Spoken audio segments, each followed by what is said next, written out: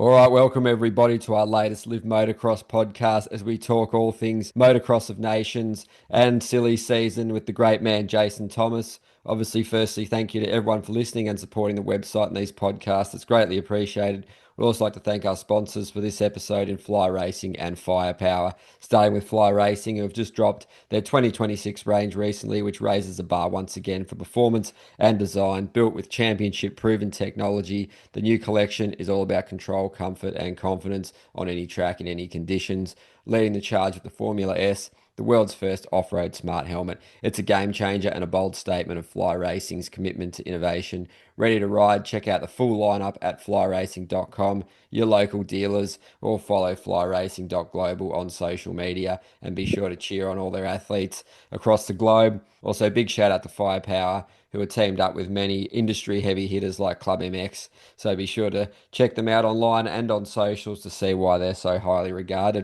All right, welcome JT. Another massive weekend at the Motocross of Nations. The fly racing kits were looking absolutely epic, and you covered a pretty broad spectrum of teams and riders, and obviously on the podium, the top step with Webster there. And yeah, just a great weekend for you personally, no doubt, and for Fly as well.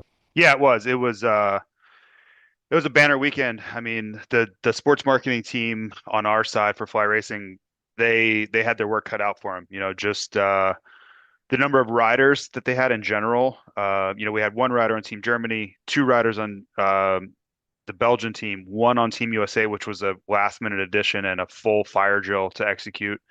We had the full three rider Honduran team, which unfortunately they didn't qualify. We kind of knew it would be tough anyway, but yeah, they had reached out and asked for some help, and we took that on.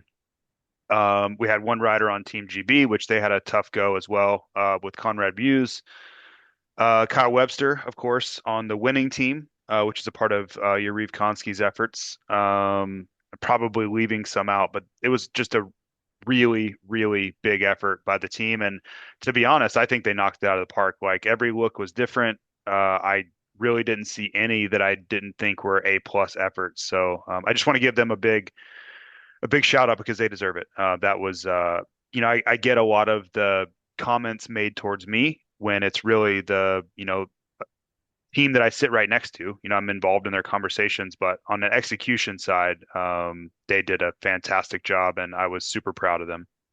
Yeah, it's an awesome effort for sure. It's a monumental effort, and you'd see it firsthand. Definitely easier said than done to turn that kind of stuff into reality. So, especially at such short notice with a lot of what was going on there, mate. But no, super excellent effort. And I guess from the weekend, from your perspective, mate, you and Paul were excellent in the booth. Had a little bit of extra, commentators with Reedy and RJ there as well, mate. Obviously, that was a thing the broadcast wanted to do. But, mate, how was it from you? Awesome to see you in the booth and for that final moto, seeing the Aussies get the job done. But it must have been pretty flat out, I guess, from when you landed. Yeah, certainly the fans were pumping. The environment looked pretty good. Was it live up to the expectations for you too, mate? Yeah, it was awesome. I think um, it was the warmest, I think, Motocross of Nations that um, I can remember. I don't specifically remember what the temperatures were at, say, Budds Creek in 2007, but I don't think we've had anything that was even close to this since then. And it was hot. I mean, it wasn't just warm. It wasn't like pleasant. It was extremely warm, especially on Thursday and Friday. So that was a big change. I'm sure it took a toll on the riders. I heard many of them say that they were kind of struggling on Sunday with energy levels after 3 full days in the heat and the sun and the parade. And there's a lot, plus a race on Saturday, which is a difference for the American guys. We don't have that extra effort versus MXGP. So I think that took a toll on a lot of people.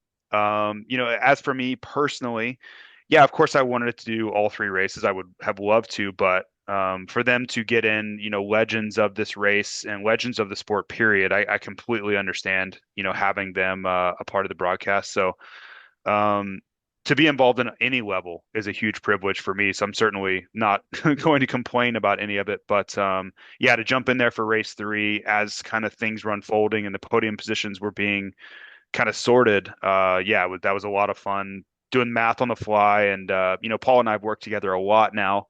We'll also be doing Paris Supercross together. And yeah, we've kind of found our cadence, right? And Paul is so used to, you know, basically managing the entire show, right? And if he's not speaking, nothing's really getting filled via airtime. So you kind of have to spend time together to understand each other's speaking patterns and when he's finishing his thought or when he's just transitioning into a different thought. But that all just takes time. And yeah, we've, for us, it's been my first ever was 2017 in Florida at the USGP. But since then, I don't know, we've done, 30 or 40 events together. So we have that cadence kind of sorted out. And yeah, we kind of can lead each other and I know when to kind of let him do his thing because he has kind of the business end of things to take care of. And I know when we can kind of get into some of the analysis stuff too. So very appreciative to the in-front team for allowing me to do that again. And yeah, hopefully that continues on for a very long time. Yeah, well said, mate. It's a great dynamic, and sort of you develop that understanding over the years, mate. And it's just look for go to strength to strength. Next year, obviously, they dropped the MXGP calendar, the provisional one. You expecting a few rounds you'll be going to next year? Got some penciled in already, mate? Yeah, I was working. It's funny you mentioned that. I was working on that yesterday and today with our internal team here, just budgets and schedules and all that. But really, what it comes down to for me is availability versus the SMX schedule in America. I'm certainly not going to an MXGP on the same weekend as a super motocross race here. So then you basically just lay the calendars over the top of each other and figure out what's humanly possible to do as far as availability. And then you start looking at budgets and what makes sense. So yes, the plan is to absolutely be at a few. I would like to do, ideally, I'd like to do 4 plus Motocross of Nations. Whether or not that comes to fruition, I don't know. But it would just be the usual suspects. Like anybody at home with both schedules could figure out where I would likely be because it's really any weekend off in America that actually has a GP going on is viable. So I think it was like Portugal, was like France, Portugal, Lockett and Lommel were all open, which I did Lockett and Lommel this year. And then Motocross Nations is a no-brainer. But I would love to go to Agueda again. I really like that GP. Portugal, that area of Portugal is beautiful. So I'm hoping that works out. Oh, fingers crossed, mate, and hopefully the weather's much improved there because they've had a couple of shockers there over the years as well, mate. So, no, it Yeah, should be good, it was mate. Look forward to it'll come around pretty quick, 2026, won't it? It will. It will. We're already planning our, we have a meeting in Florida with the entire team that's already kind of planned, and then we have our media days in Anaheim in December, which are already planned. And I just know how this goes. A few years in, things are really slow in October, which is great. Everybody needs that. And in November, we get to Florida and have our meetings there, and then I'm going directly to Paris from Florida. I'll come back. We have right after that, we have our big American Thanksgiving holiday, home for a week, maybe a little more, and then straight to Anaheim 1 media days. So that's early December. And then when you finish that, like that sounds like a lot, but it's kind of a blur and you finish that and you're a month out from the season and you're into the holidays and Christmas and New Year's and it's just things happen really, really quickly. It sounds like 3 months is a lot. It happens faster than you think. So I'm gonna really try to focus on kind of enjoying my downtime a little bit, not trying to get in a hurry and think about those things that are coming because they're gonna come either way. And you always, like I have a bad habit of not enjoying the present and not really being in the moment. I'll always be kind of thinking of what's next and looking forward to what's around the corner. Yeah, it's something I've been really working on. Not that it has anything to do with this podcast, but it's definitely relevant for this conversation. No, it makes absolute sense, mate. There's sort of, in some ways, it is a positive. You want to keep striving and keep achieving and bettering yourself. So definitely not a negative. It's just probably comes at the detriment of your probably health and well-being at times, mate. But no, you're doing an awesome job, mate. Flat out, no doubt. It'd be really cool to see that Paris Supercross event. It's shaping up as another great one for sure, mate. And I guess talking back to some nations, just there was a lot of negative track talk on the Sunday, wasn't there, mate? The riders seemed a bit happier on the Saturday, different prep crews or whatever it was. And, you listen to the, interviews Lewis was doing with like Cairoli. There was a few choice words and it was a pretty tough track. Obviously, the weather didn't help. Like you said, they had that extra junior racing, but hard base, a little bit of loose stuff. And a lot of visibility issues. Obviously, you get that in those wood sections, but how did it shape up from your perspective, mate? Definitely was pretty challenging for many.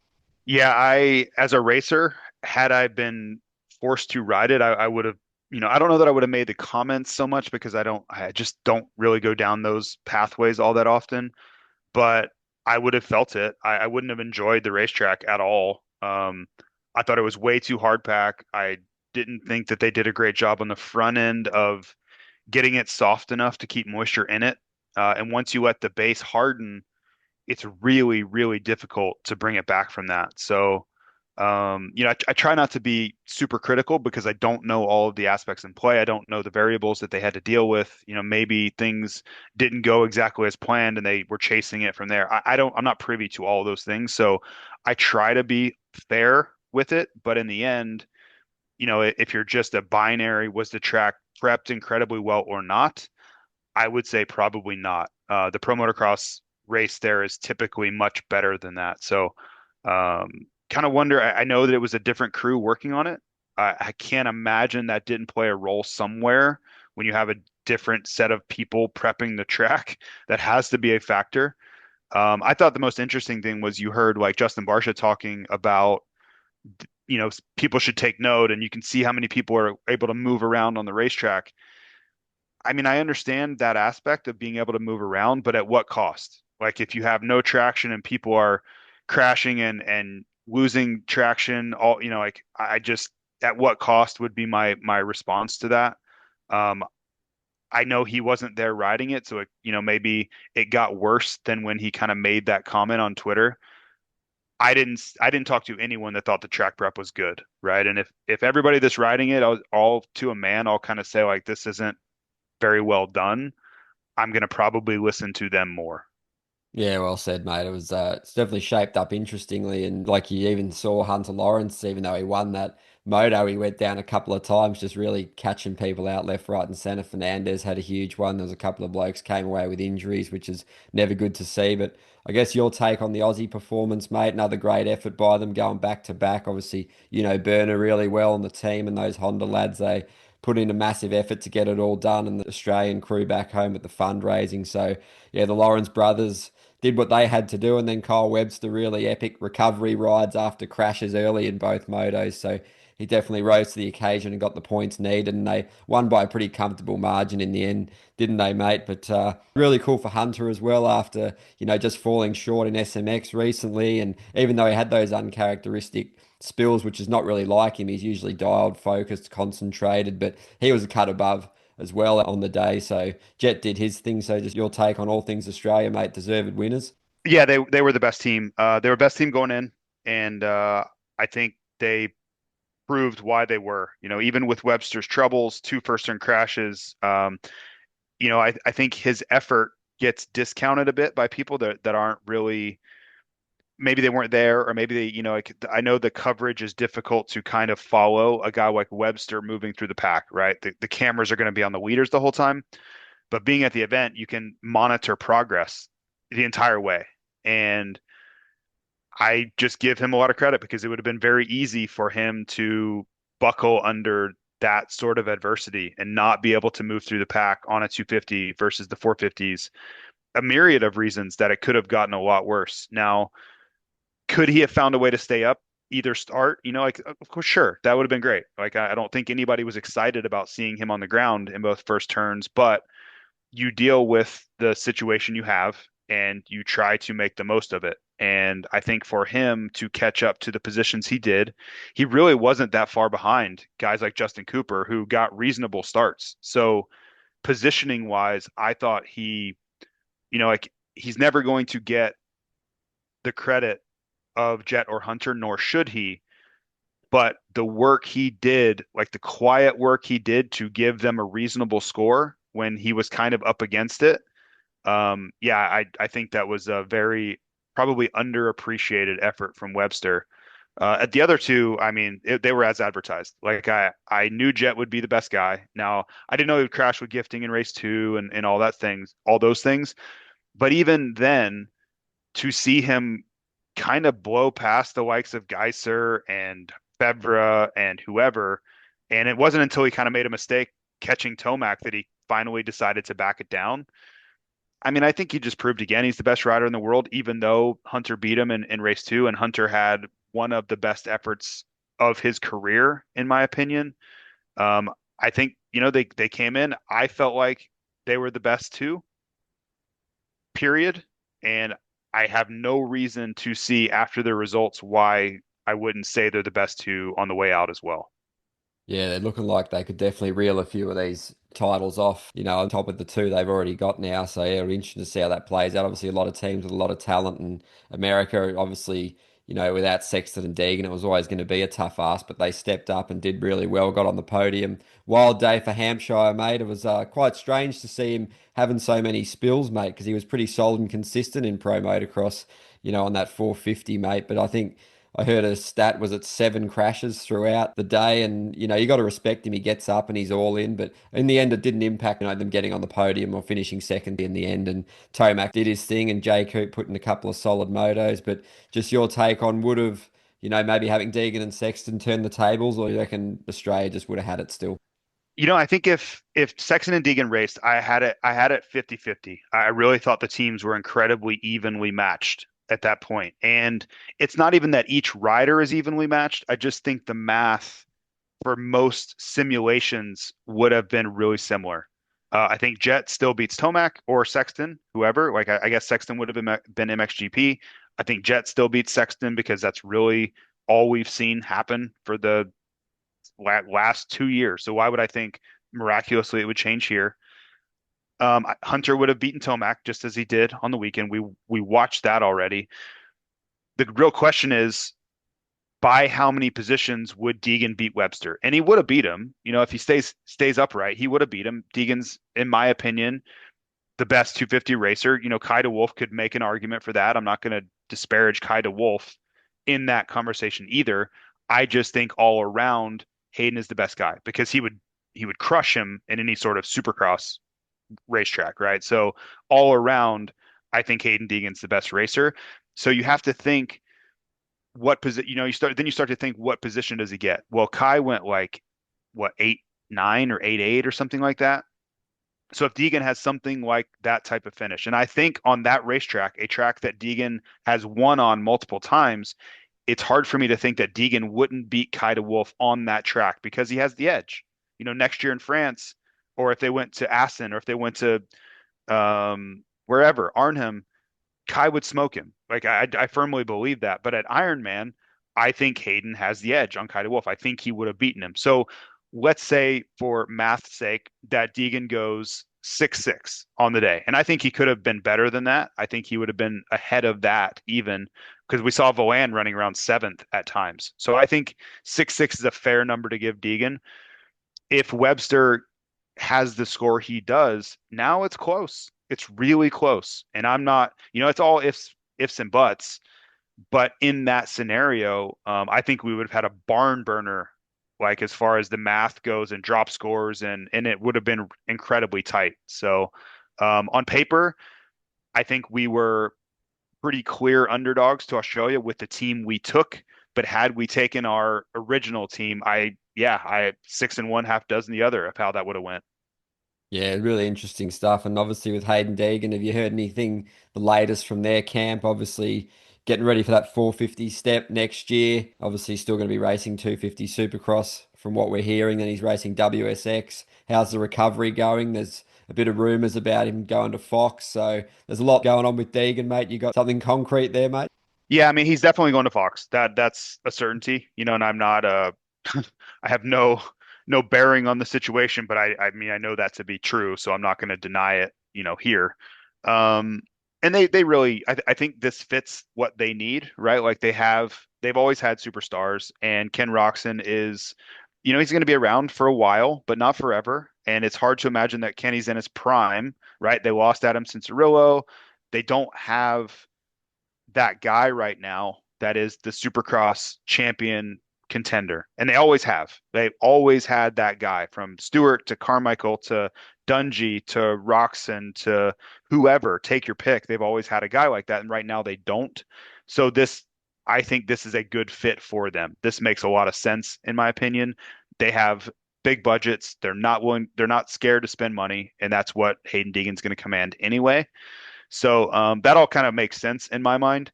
As far as his prep goes, I think for right now, Argentina's the first one I think on the calendar for him as far as we know, and he can ride, right? Like I doubt he has ridden. He tried to ride before Ironman. It was really more the sprint laps that were troublesome, and also it was going to be the body of work put that he had to put in that they were really worried about that catching up with him, especially on day three. If basically what I heard was the question was posed, hey, right now, if you had to race today, could you beat Justin Cooper on a 250? And he's like, no, like there's no way right now, like Jacob's fast anyway. It would take my best to go beat him, which I think he could. His best versus best, Hayden's better. But right, he's nowhere near 100% was really all it came down to. So in that moment, right then, they made the call like, hey, this isn't going to work. Um, so now I'm sure he probably hasn't ridden since then. Like I don't know what the date of Argentina is, but at some point he'll start getting back on the motorcycle. And a plated collarbone, you don't even only need a few weeks anyway. So that timeline's going to work out where he's going to be able to start riding and getting acclimated. And that doesn't mean you have to go like full boot camp mode because that, like October is really the downtime. You do some testing. There is testing involved, but it's kind of easy work. You don't do a lot of like heavy laps or heavy workload on your body. You just want to try to give your body a rest. But you do need to try some things because the OEMs and the teams use this October window to get a base setting and say, okay, these are the parts that work. These are the ones that don't. And the ones that do, we need to go order them from whether it's the factory or aftermarket partners or whoever's manufacturing these things. We need to give them this 60 to 90-day window to produce all of these parts to be ready for the season. So this October window is critical for that.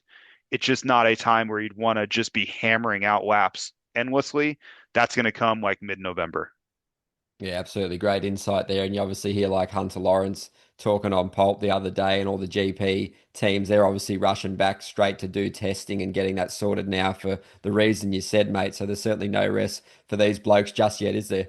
No, it's not yet. And again, there's a big difference between the just brutally long days of boot camp prep and testing days. Like testing days, especially these testing days, everyone's lighthearted, it's relaxed, like there's a lot of laughing going on. Yes, you have to do the work, but you're more just trying to figure out what works and what doesn't, and you're narrowing down things. And Trey Kennard's probably been testing a lot, right? Giving them like, hey, I've narrowed it down to these few options. Maybe it's 10 options. Everything else doesn't work. Forget those. These 10, we need to narrow it down to like whatever, five, right? And I'm making up numbers, but it's a narrowing process that Trey would help them with. And then the final riders would make their personal preferences based off of the window that Trey knows kind of where they need to be anyway. But it's just not a grueling, brutal process like boot camp is. Like boot camp is no fun. Like if you hear people talking about they really enjoy boot camp, well, they're sadistic then. Like they have something wrong with their brain because it's not very much fun. There's not a lot of laughing going on. It's long, hard days and everything hurts on your body. It's just endless laps. This is not that. So I just want to make the clear differentiation. Like this is not such a big deal. Not like yes, you have to go to the track, which they probably don't want to be riding right now. But hey, life's hard sometimes. That's why you get paid millions of dollars. But it's a much more enjoyable thing. Than what's going to come in a month or two. Yeah, mate, it's definitely on the horizon, those brutal days. But yeah, it sounds like they'll just be, putting the ducks in a row for this one. And on the topic of deals and Fox, I guess, what's the latest on Prado, mate? Obviously, that KTM deal, I'd imagine from what we're hearing, is getting closer to getting sorted. What flow-on effect does that have with Monster, Kawasaki, his Fox deal? There's a lot going on behind the scenes. Do we see a resolution soon, mate? Announced publicly anyway. And I guess he'll just be looking to put that behind him, that Kawasaki spell, and just restore that belief and confidence in himself and get back to his best as soon as possible, mate, because that wasn't the Prado we know this season, was it? Yeah, that was What a year for Jorge Prado. I did hear, and I'll give Steve Mathis credit because I saw his tweet about it, that he finally got released from Kawasaki and Monster. So whether or not he had to pay anything, what the terms of that release were, I have no idea. And this isn't even official. Steve talks to people that would know. Like he knows a lot of people involved in that program on many different fronts. So he's probably correct in that if he's willing to tweet it. Now the question is, when does news drop? So he said something about October 16th, which would be a week from today. We'll see if that comes to fruition about him joining Red Bull KTM. I just can't see a world now where that's not the outcome, right? If he got released, the Monster thing was the main holdup for him going to Red Bull KTM. If that has been rectified and come some sort of resolution, then everything else is going to fall into place and you're going to see him on a Red Bull KTM sooner rather than later.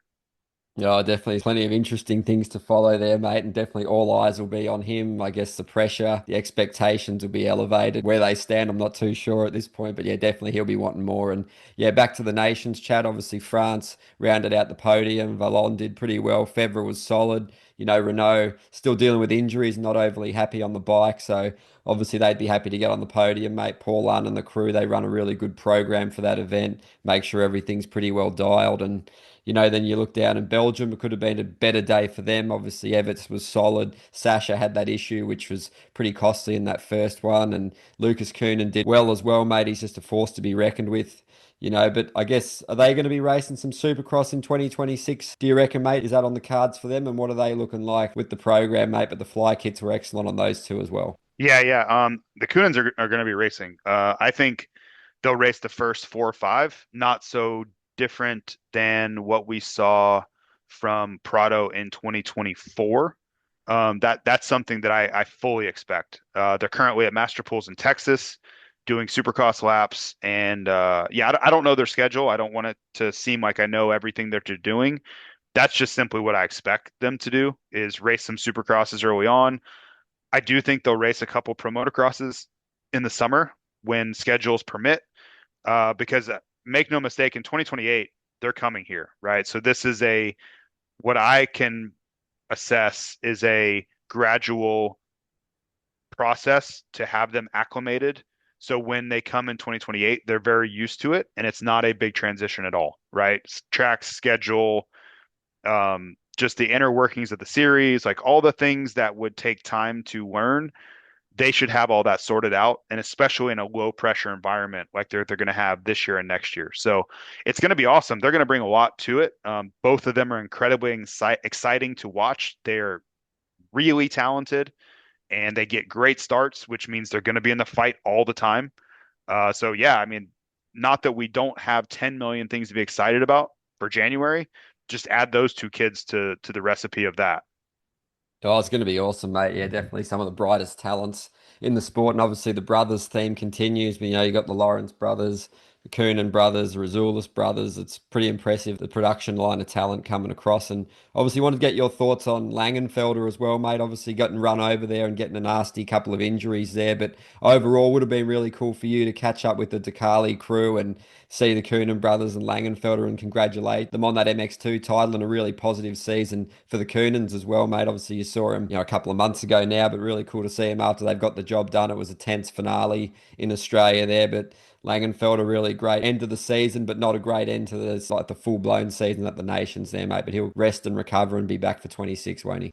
Yeah, that was a bummer. Like the only saving grace is that Team Germany was in dire straits anyway, so it wasn't like it cost them some result. Kenny had a horrible day. Max Spies was really never even, I don't even think we talked about him once on Sunday. So it was Team Germany was done from the get-go. So, Simon didn't really let anyone down there. And in the end, he's world champion, right? And a broken scapula is not a huge deal. He'll be just fine. He'll have plenty of time to prepare and do all the international races that he wants, and all those things are still intact, and it didn't affect the world championship. So, if there was going to be an injury, this is probably when you'd want it to happen, even though it sucks and it's unfortunate and lots of negatives about it. It could be a lot worse in a lot of ways had it happened at a different race. Yeah, absolutely, for sure. And any other sort of Motocross of Nations riders? Obviously, Joe Shimoda looked great on the 450. When he makes that step, he'll eventually, be straight into it and be, pretty comfortable, you'd imagine. But pretty cool to see him battling Tomac and some of those MXGP guys. And he's got a big season ahead on that 250. He'll probably be gunning for all three titles next year, mate. I'm assuming that Honda deal's getting wrapped up. Have you got any news on that one too? Well, I mean, he's the biggest free agent that hasn't signed, right? Like, and we assume that he's going to be at Honda. I cannot imagine a world where they don't keep him, right? Like that needs to be said first. But like, what are we waiting on? Like if it's that obvious and they still like were like I would have thought they would have had it done October 1st because if you're staying on the same team, there's really no reason to kind of wait for Motocross of Nations. Like you could just drop it. We're now past the Motocross of Nations. It's Monday after Motocross of Nations, and we still have nothing. So I guess Chase Sexton's news is there also. I don't know. It's like Bizarro world. I have no possible explanation for why Sexton's news hasn't dropped and for why Joe Shimoda hasn't signed a contract. Eli Tomac's PR isn't out either. I don't know. Maybe for Tomac they didn't get all the photo shoot stuff done in time to get it out because he was doing Motocross of Nations prep.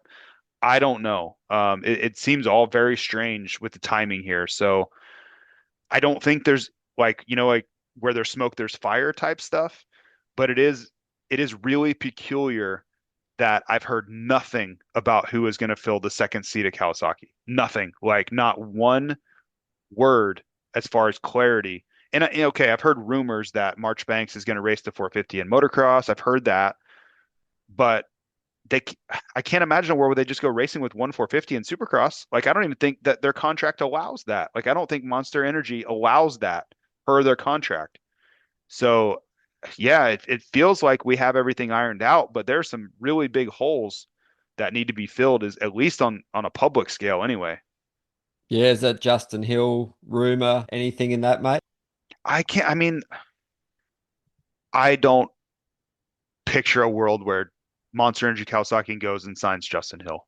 Like it's not impossible, I guess, but I don't view that as likely. I don't view that as likely. And I don't have a solution. So you could say, well, if you don't even have an answer, how can you disqualify that? And I'm not. I'm not disqualifying it. It just doesn't seem like a likely outcome from my view anyway.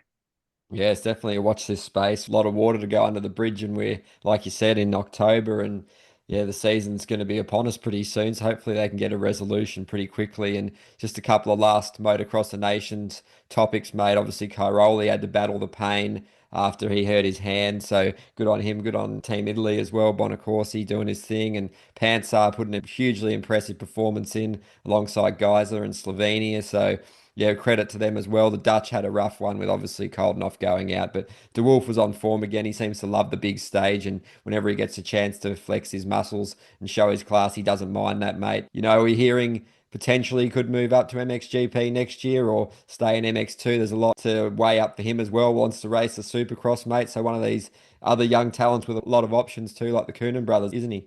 Yeah, I mean, DeWolf, I thought really kind of performed to the way he would want. He came in, I think, wanting to prove a point after losing the world championship that he is the best MX2 guy, right? And that's all well and good, but you didn't win the championship. So I think he believes he's the best rider, which that might well be true. Like I'm not trying to argue that at all, but unfortunately he had an injury to his ankle in France, which cost him a ton of points over the next month or so. And then there were some inconsistencies along the way too. And that's how you lose championships. Like his Saturdays, results wise, were really bad, for lack of a better word. They just were not very good. And it cost him a ton of points on Saturdays. So this was an opportunity to kind of try to right that ship, which he did. Um, I think he has a real opportunity in 2026 jumping on Jeffrey Hurling's KTM too. I think that's where he's going to land. I think he'll be an MXGP on that bike. He won't have to worry about being underpowered and getting bad starts all the time and all those things.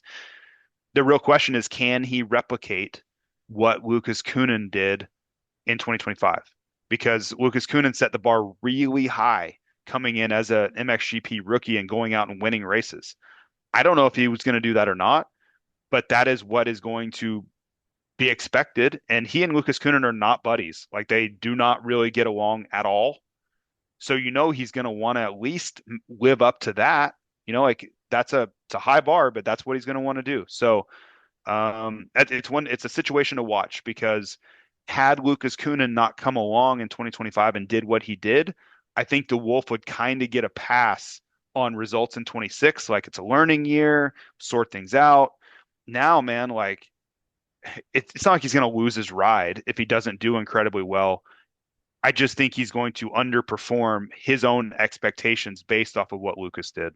Yeah, it's definitely one to watch as well. So much stuff going on this silly season, and it's crazy how much there's just so many things undecided, mate. The one thing we got this week was obviously Jason Anderson with the Suzuki officially announced, obviously been rumored for a while, but it's going to be interesting to see how he goes. Might rejuvenate him, give him a bit of a refresh and a bit of a change of scenery there, mate. Suzuki looks like they're ramping up their efforts. They've got Roxon in there. The team's growing and getting better, and Brooks as a team manager, he's pretty elite figure, isn't he? He's got the passion. He loves the sport so much, and yeah, the influence sort of just keeps elevated. Good to see Suzuki investing and getting a bit more involved, isn't it? Yeah, I think Jason Anderson should be fine. The question is, can he find the form he used to have? Really is the whole question. Because 23 or excuse me, 24 and 25, maybe even 23 to a certain extent, we're not really it. 2022 was lights out awesome, right? And you're dealing with multiple factors, dealing with age. He's 3 years older. He'll be 4 years older when he's racing on the back end of his career. So can he find that magic? Did the pace increase and he is not able to go with it anymore? That's always a question for riders getting up in age, right? And you've seen Tomac kind of have to reinvent himself multiple times. And now you could even argue that he's kind of on the back foot of the pace, right? Like he barely won in 2025, where that seemed impossible for him to barely be winning. And like, look at 2022, he won both championships. Like he was phenomenal in 2022, and it's gotten progressively like a little bit worse and a little bit worse. And not he hasn't fallen off a cliff with performance. It's just gotten a little bit worse. And I think that's happened to Jason Anderson also, but Jason Anderson wasn't as good as Eli Tomac then, right? So it's slowly gotten worse and worse and worse, but he started from a lesser level. So it's kind of parallel to the decline. And it's, I don't even like using the word decline, but because they're both super capable, it's just not as quite as efficient as they were, right? They weren't going from like, I'm going to win, I should win every race, or like Tomac, I should be, if something doesn't happen, I'm going to win this weekend. Well, now it feels like he has to do everything perfect and get some help to win, And for Jason Anderson, I would say even more so. Like he's got to be his best self, like an Anaheim 2 type performance. And he also needs like Jet to have a little bit of struggles. And that was what 2024 Anaheim 2, right? Like he just needs a lot more help than he used to. Maybe the Suzuki thing rekindles that effort for him. Time will tell. But what I will say is he needed a change. What was happening at Monster Energy Kawasaki wasn't working anymore. So I have a hard time thinking it's going to be worse than that, if that makes any sense, because it really felt like that kind of I would say experiment, because that's not what it was, but the situation there had reached an expiry date and it just something needed to change. And that's why you saw what it did. Like he left at Seattle, never returned. He raced a few pro motocross races, exited the series. Like you could see the writing on the wall that he needed a significant change in his program. Yeah, absolutely, mate. And as we wrap this one up, any sort of final thoughts, mate? Obviously, you'll be having a rare weekend off, mate. Obviously, you're still flat out with the fly work, but then we've got the Australian Supercross, WSX coming up. So, just any quick final thoughts, mate, before we wrap up? No, just yeah, I think everybody's kind of looking forward to taking some time off. I'm sure the fans like they're bummed because there won't be racing, but it'll be back around soon enough. Like watch the Australian Supercross series. That's kicking off this weekend, right? So there's always some sort of racing going on around the world that you can take part in. But for the most part, I think everybody's ready to just take a minute and calm down and wake up at home on a Saturday morning for once. That's going to be a nice change. Yeah, well said. Absolutely, mate. Thanks again for taking the time to join us, mate. Massive thanks to Fly Racing and Firepower for sponsoring this podcast and to the fans. So thanks again, mate. All the best for the weekend off, and we'll catch up again next week, probably. Yeah, man, sounds good. I'll be here when we have some news and some stuff to talk about. No worries, mate. Sounds good.